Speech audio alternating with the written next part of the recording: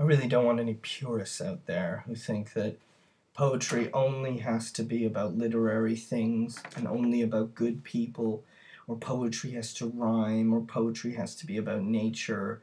Actually, the material for poetry is anywhere. I don't want anyone to put a limit on what it is that we can do poetry about. Poetry can draw pictures, poetry can make songs, it can sit in the ear of kings, or it can be farted out of priests. Poetry is dancing, but it also can be found in science. In this poem, for example, we get a medical case report, and it's an opportunity for creating a poem. Like some of the other character poems, this character in this poem is looking at something, a piece of art or remembrance. Here she's looking at a photograph of herself. We, the viewer, do not see what it is that she's looking at, and thank God. Because the point of the poem is not to find some original point, not to decode, not to locate us in a eureka moment or a Sherlock Holmes solution. It's for us to draw us into someone else's mind and allow us to enter into that mind in a moment of confusion, contradiction, pain, and wonder. And we don't get to do that in our daily life. And I wonder, does science actually get to do that as much as it could? Or the scientific, the medical report of Alison, who's had a head injury, how differently it would be written than this. How is her doctor speaking to her? How is her psychiatrist, or perhaps her lawyer, or her physiotherapist speaking to her, or writing about her? Maybe if a journalist was involved, this case history would be written up like a news tragedy. And maybe it is. But in poetry, we have a different opportunity. We get into the mind of the character, and we experience with her the contradictions that are present in her consciousness. And I think this is wonderfully disorienting.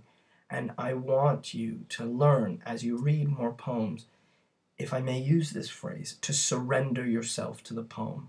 If you're going to understand and enjoy a poem, you must read it a number of times. But if it's any good, if it's holding your attention, if it's getting you interested, at a certain point, you surrender yourself to it.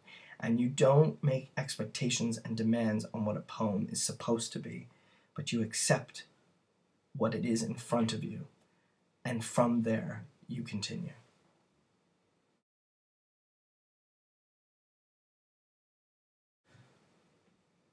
Okay, this poem, Case History, is about Alison.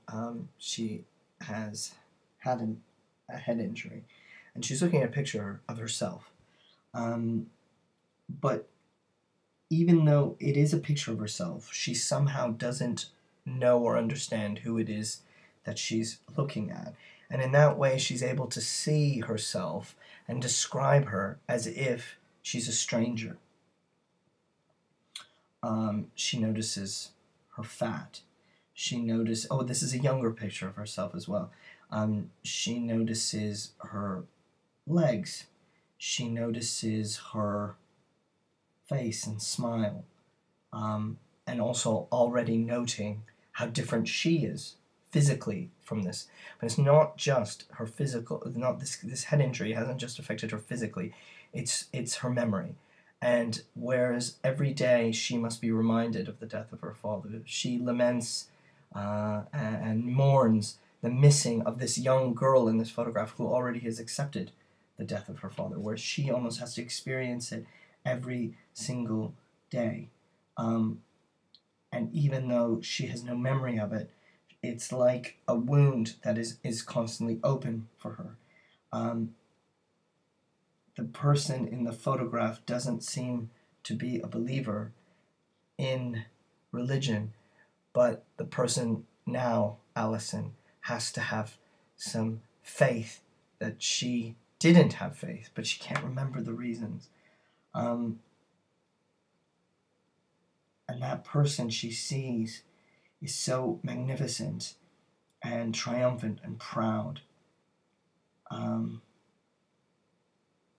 But the sad thing is, there's one thing that Alison has over this photograph, this person from the past, is that person in the photograph doesn't realize that she, Alison, is the future, and that she will become who she is today, an injured woman.